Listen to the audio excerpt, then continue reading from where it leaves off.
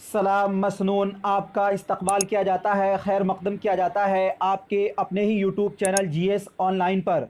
आज के इस खास सेशन में हम लोग मैट्रिक एग्ज़ामिनेशन बोर्ड दरख्शां का सबक नंबर 22 जो कि आरिफ की मौत पर यानी मिर्ज़ा गालिब का लिखा हुआ एक मरसिया है, इस सबक को पढ़ेंगे और बहुत ही विस्तार से पढ़ेंगे, बहुत ही तफसील से पढ़ेंगे। यानी इस सबक से जितने भी अहम अहम सब्जेक्टिव और ऑब्जेक्टिव सवालात होंगे, इन तमाम को समझेंगे और पढ़ेंगे।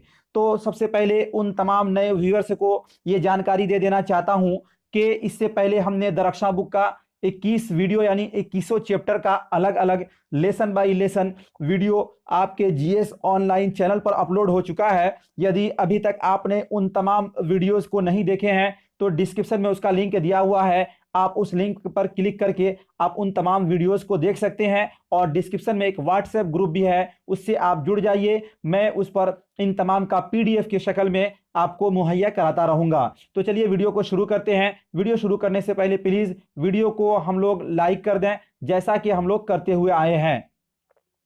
तो सबसे पहले जब मिर्ज़ा गालिब की बात आई तो दरख्शां बुक में जो दो अहम चैप्टर हैं, एक है सर सैयद अहमद ख़ान और मिर्ज़ा गालिब। ये आपको सभी एग्ज़ाम में मैट्रिक, इंटर, बीए कहीं भी किसी भी एग्ज़ाम में जाएंगे तो यहाँ से एक दो सवाल ज़रूर देखने को मिलेगा। तो सबसे पहले कुछ इंट्रोडक्शन है जिसको आप बगौर समात फरमा लें।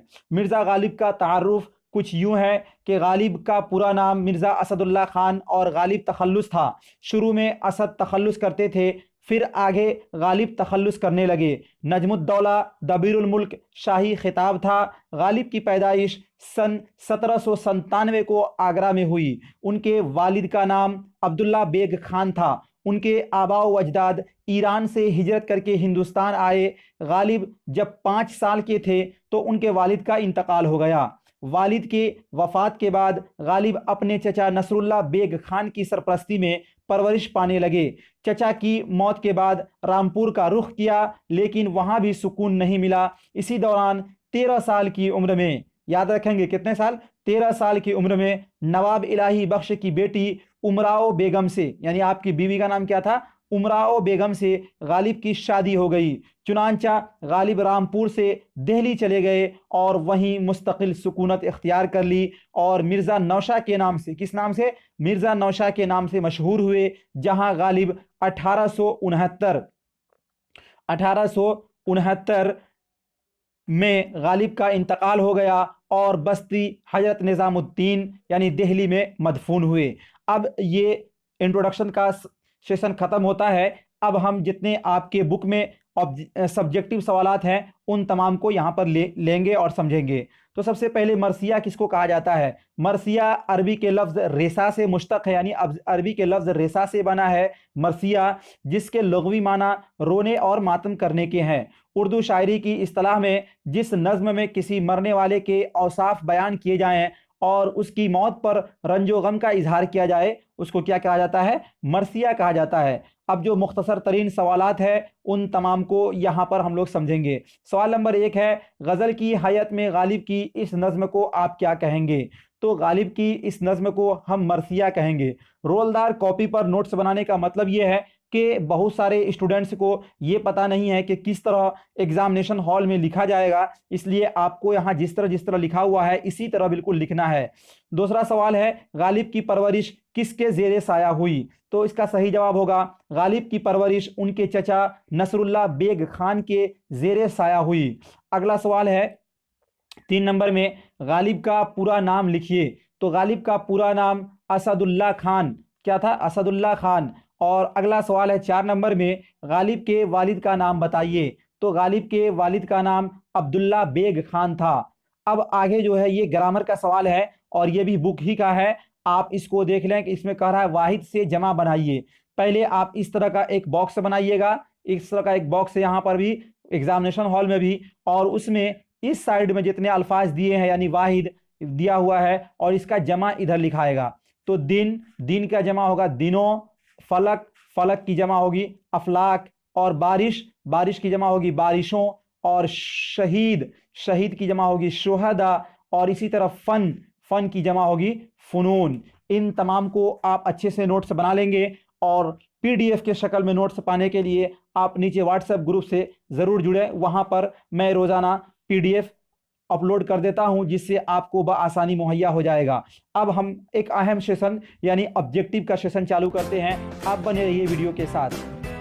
सबसे पहला सवाल जो है वो ऑब्जेक्टिव का ये है कि मिर्ज़ा गालिब का लक़ब क्या था। मिर्ज़ा गालिब का लक़ब, अभी जो आपको इंट्रोडक्शन दिया गया है एक छोटा सा, यदि आपने उसको सुना होगा तो ये सारे ऑब्जेक्टिव आप बिल्कुल फटाफट बतला देंगे।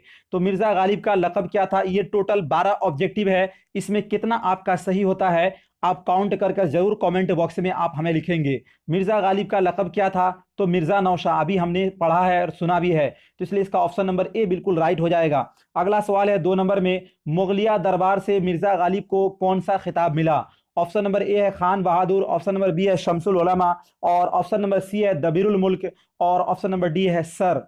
तो दबीरुल मुल्क का खिताब मिला था, इसलिए इसका ऑप्शन नंबर सी बिल्कुल राइट हो जाएगा। सर जो है ये खिताब मिला था सर सैयद अहमद खान को।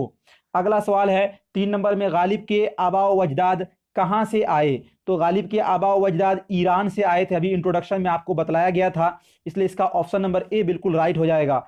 यदि आपका ऑब्जेक्टिव कमज़ोर है तो आप उन तमाम को यानी एक वीडियो को 2 बार 3 बार इंट्रोडक्शन सुने, इससे आपके और भी अहम अहम सवालात बिल्कुल हल हो जाएंगे और आसानी होगा। 4 नंबर में है, जिस नज़्म में किसी मरने वाले पर गम का इजहार किया जाए उसे क्या कहते हैं।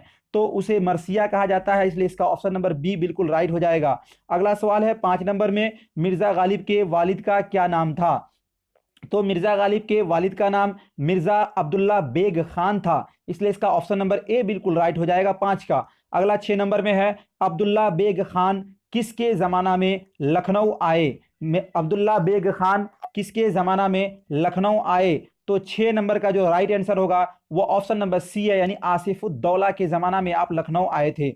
अगला सवाल है 7 नंबर में, वालिद के मौत के वक्त गालिब की कितनी उम्र थी। तो वालिद के मौत के वक्त है, इसका ऑप्शन होगा ए नंबर में है 4 साल, ऑप्शन बी है 5 साल, और ऑप्शन नंबर सी है 6 साल, और ऑप्शन नंबर डी है 7 साल। तो इसका राइट आंसर जो है 5 साल, यानी ऑप्शन नंबर बी बिल्कुल राइट हो जाएगा। अगला सवाल है 8 नंबर में, वालिद की वफात के बाद गालिब किसकी सरपरस्ती में रहे। तो चचा नसरुल्ला बेग खान की में थे, इसलिए यहाँ पर चचा हो जाएगा, इसलिए इसका ऑप्शन नंबर ए बिल्कुल राइट हो जाएगा साथियों। अगला क्वेश्चन है 9 नंबर में, गालिब के चचा का क्या नाम था। तो गालिब के चचा का नाम नसरुल्ला बेग खान था, इसलिए इसका ऑप्शन नंबर बी बिल्कुल राइट हो जाएगा। अगला सवाल है 10 नंबर में, शामिल निसाब मरसिया गालिब ने किसकी मौत पर लिखा। तो बहुत ही अच्छा सवाल है, ये सवाल बार बार आता है। तो ये आपने लिखा था आरिफ की मौत पर, इसलिए इसका ऑप्शन नंबर सी बिल्कुल राइट हो जाएगा। अगला सवाल है 11 नंबर में, आरिफ मरहूम गालिब के कौन थे। आरिफ मरहूम यानी जिसके मौत पर आपने मरसिया लिख डाला वो आपके कौन थे, इसको बतलाना है। तो वो आपके भांजा थे, कौन थे, भांजा थे, इसलिए इसका ऑप्शन नंबर ए बिल्कुल राइट हो जाएगा। अगला सवाल है 12 नंबर में, वाक़या करबला के अलावा किसी फर्द पर मरसिया लिखने को क्या कहते हैं। तो आप यहाँ पर एक चीज़ जान लें, सबसे पहला जो मरसिया लिखा गया था जब वाक़या करबला घटा था, यानी इमाम हुसैन और हसन रज़ी अल्लाह ताला अन्हु को शहीद किया गया था, तो उसके गम पर लिखा गया था, उसी को असल मरसिया कहा जाता है। और उसके बाद जितने भी मरसिया लिखे गए, तो वाक़या करबला एक इस्लाम का बहुत अहम दिल दुखा देने वाली घटना थी, तो उस पर जो मरसिया लिखा गया था वो मरसिया कहलाता है, मातम कहलाता है।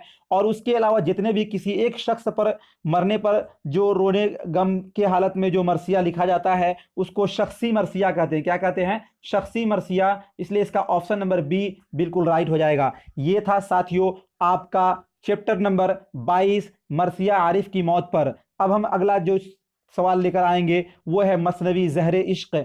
आप हमारे वीडियो को लाइक करिए, शेयर करिए, और चैनल को सब्सक्राइब नहीं किए तो चैनल को जरूर सब्सक्राइब कर जुड़ जाएं। और यदि वीडियो आपको अच्छा लगा तो ज़्यादा से ज़्यादा साथियों तक इसको पहुंचाइए। फिर मिलते हैं अगले वीडियो में, जब तक के लिए खुदा हाफिज़।